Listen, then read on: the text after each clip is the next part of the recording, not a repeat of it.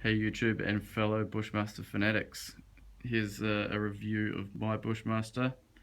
It's the XM15-E2S and it's in the M4A3 configuration, so it's got, like your little extras like your dust cover, forward assist and shell deflector, which is just some little things that don't really matter too much, but good to have, I guess. Absolutely fantastic gun. I love these Bushmasters. I think, well, I've shot a lot of different animals with this gun. It's for hunting purposes. I've shot a lot of deer with this gun, wallabies, possums, rabbits, goats, you name it. It's just awesome. It's never failed on me. It's never jammed, ever. Like, it never jammed on me. It's just fantastic. Reliability and the durability is great. It's got all the the good finishing and good quality internals and whatnot, and the barrels are awesome, and so yeah, good quality for your money. Cannot complain. It's one of the sort of mid budget AR-15s, but you get a lot of the top quality stuff, so yeah, it's awesome. So yeah, a little bit about the franchise Bushmaster. They were founded in 1973, and their factory was in Bangor, Maine. It changed ownership in 1976, moving the franchise to Wyndham, Maine, and then that was sold in 2006 to the Cerberus Group, who are part of the Freedom Group. And yeah, so now they're made in New York. So mine's one of the new ones and made in New York. But in Wyndham, where the factory was, they've started making their own. Well, they've made their own franchise called Wyndham Weaponry, and they make their own AR-15s, which are obviously going to be good quality as well, because they made these guns for so long, so they know what they're doing, and yeah, good luck to them. Right, so a little bit about the gun. It's got a 6-position adjustable stock, which is pretty standard issue these days, but it's good. It's a good thing to have.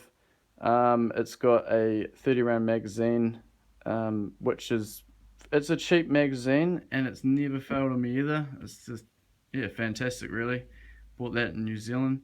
And yeah, there's you'll see here, I've got some paint and some non-acetone nail polish remover, and I've filled in all the indentations of numbers and letters on the gun. So yeah, what I did was I filled in all the crevices with white paint and let it dry, and then got some non-acetone nail polish remover. You want to get non-acetone because the acetone version starts taking the finishing off your receivers. So get non-acetone. So yeah, wiped it back with non-acetone, and it left all the numbering and letters and things like that painted and filled in. And yeah, it come up perfect. I love it. It just sort of breaks up the colours for me. I like it. So black and white. It's like my town colours. So that's cool. Yeah, what else? So yeah, the receivers are made out of a forged aircraft grade aluminium 70 to 75 T6 alloy. So real good quality alloy, and the finish is fantastic. It doesn't wear off very fast. Well, none of mine's worn off yet, and I've had the gun for just over a year. Still looks brand new, really. So yeah, it's got a good barrel on it. It's got a 1-in-8 twist with chrome lined melanoided barrel, and the bolts also chrome lined. So yeah, the durability is very, very good, and quality's high. Yeah, it's just you'll see that the gas block that they've used looks like a standard one, but it's shaved back, so you don't have to get any grinder in there and cutting off crap, just to make a quad rail fit. It just slides over, so you can fit any quad rail on it without having to change to a slimline block, which I thought was awesome, because that's just another thing to buy, isn't it? So the suppressor is a greystone suppressor, made in New Zealand. It's pretty bloody good. It's in a matte black finish, which I like. I would have liked to probably get an extra inch on my quad rail when I bought it, so it covered the end of the silencer, so it just looked a bit better, but it's just the way it worked out, but I'll get another one, it's cool. So yeah, the quad rail is a TAC Vector Optics quad rail. These are Chinese made quad rail, and honestly they are just great for the money, like so cheap, very good quality. The alloy is good quality, you know, it's screwed on nicely, it's nice and tight, straight, it just looks good. Like if you're looking down the Picatinny rail on the actual receiver, it follows down nicely. Yeah, just real good quality for the price, so can't complain with that at all.